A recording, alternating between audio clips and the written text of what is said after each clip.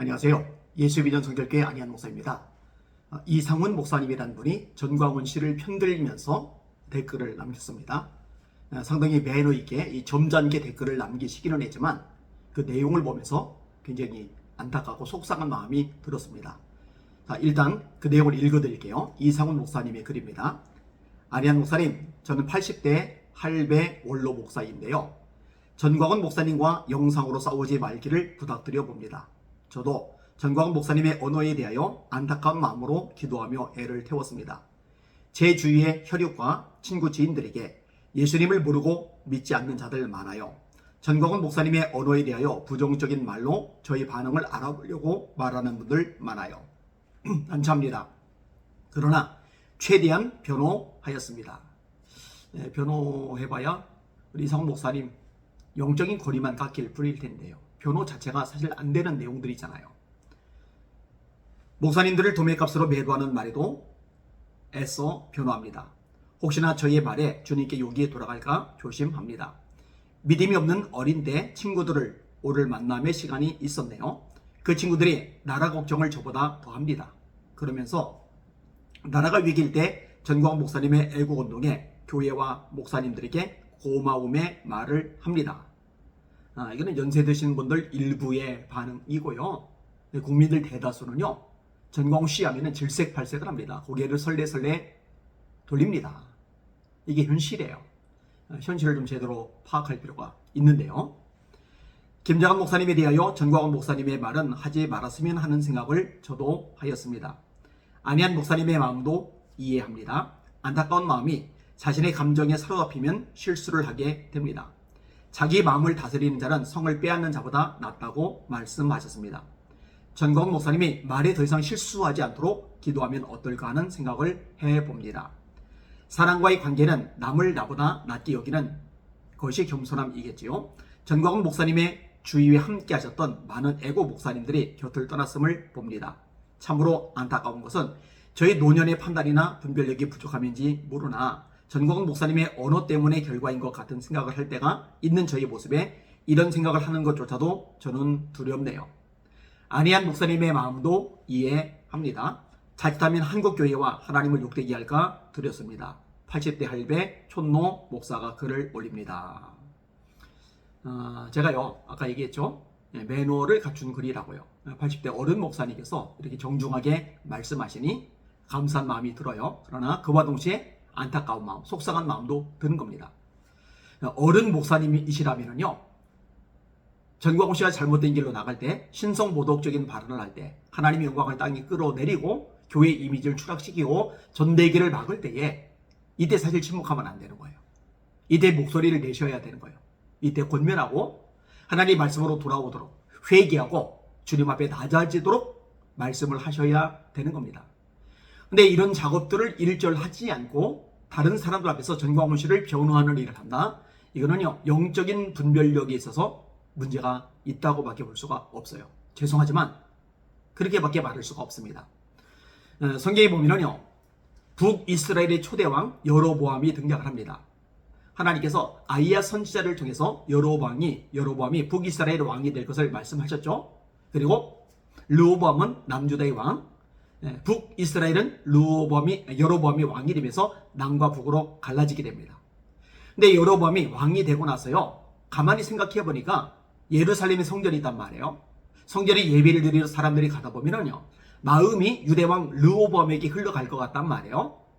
이때 어리석고 미련한 꾀를 내게 됩니다. 단과 베델에 금송아지를 만든 거예요. 그리고 여호와라고 말하는 거예요. 절기를 자기 멋대로 정하는 거예요. 8월 15일로 만든 겁니다. 그 다음에 제사장도 자기 마음대로 정하는 겁니다. 그러면 안 되죠. 절기는 하나님이 정하시는 겁니다. 1월 14일부터 6월절이 시작이 되죠. 7월 1일 나팔절이 있죠. 7월 10일에 속죄일이 있죠. 7월 15일부터 초막절, 장막절, 수장절 같은 절기입니다. 이런 게 있죠. 6월절 다음 날부터 49일째, 그래서 77절, 6월절부터 따져서 50일째, 그래서 오순절, 성령 강림절로 우리는 지키고 있잖아요. 이런 절기는 하나님이 정하시는 거란 말이에요. 자기 멋대로 8월 15일을 절기로 정하면 안 되는 거예요. 여러분의 제사장은요 반드시 레위 지파여야 됩니다. 레위 지파 중에 아론의 후손이어야 됩니다. 고라가 방을 지어서 제사장 직분을 탐내지만 하나님이 땅을 벌리게 하셔서 고라를 삼켜버리시죠. 함부로 제사장을 세우면 안 되는 거예요. 근데 여로보암이 잘못한 거예요. 근데 베델에 늙은 선지자가 있는데요, 이거 말을 못하는 거예요. 지적을 못하는 거예요. 그러니까 하나님이 유대 땅에서 선지자를 보내셔서 여로보암을 책망하게 하세요. 근데 이렇게 여로보암을 책망한 진짜 선지자, 유다에서 온 선지자를 망하게 만드는 역할을 누가 했느냐? 베델의 늙은 선지자가 한 거예요. 본인은 분별을 못하고 방관하면서 책망의 메시지를 전하지 못했는데, 이 젊은 선지자가 하나님의 말씀을 제대로 전하는데 거기에 이제 끼어들어가지고 이제 말썽을 일으키게 된 거죠. 이 목사님이 이 베델의 늙은 선지자처럼 되어서는 안 될 겁니다. 다시 말합니다.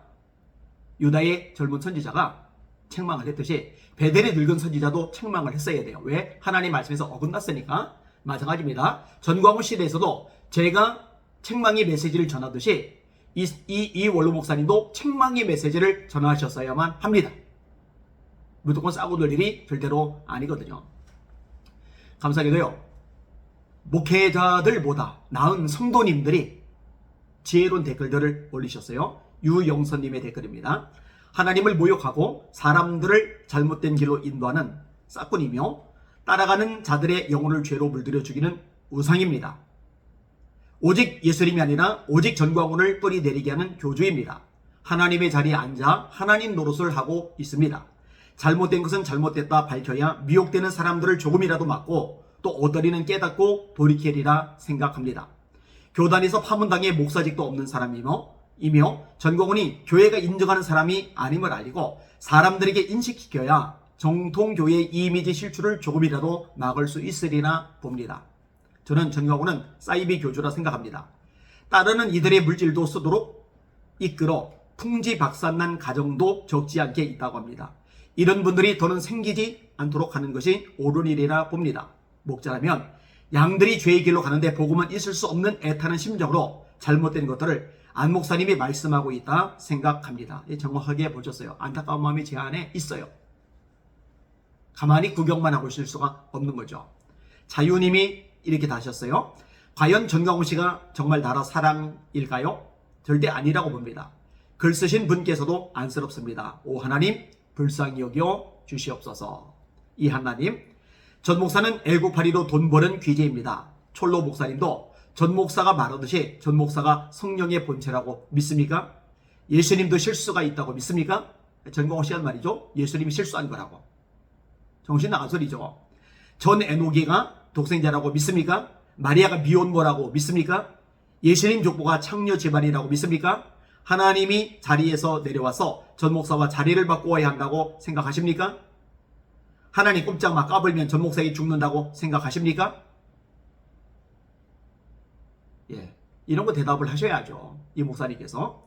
김원주님, 전광훈 돈이냐? 전광훈 나라냐? 80 넘으셨는데 그게 분별이 안 되시다니, 이렇게 댓글을 다셨어요. 예, 분별하셔야 합니다. 우리가 두렵고 떨림으로 섬겨야 할 분은 전광훈 씨가 아니라 하나님 한 분뿐이십니다. 우리가 절대적인 기준으로 삼아야 할 것은 전광훈의 메시지가 아니라 하나님의 말씀 성경뿐입니다. 여기서 벗어나면 우상숭배예요. 그게 이단이고 그게 사이비입니다. 속지 마시고 말씀에 바로 서시기를 부탁을 드립니다. 이 목사님 제발 말씀으로 돌아와 주시기를 요청합니다. 사랑하는 시청자 여러분, 기도하셔서 감사합니다. 또 함께 영적 삶에 동참해 주셔서 감사합니다. 한국교회 정화를 위해서 또 힘을 내주시기를 주님의 이름으로 부탁을 드립니다. 날마다 주님 바라보고 주님의 이름으로 전진하며 승리합시다. 할렐루야.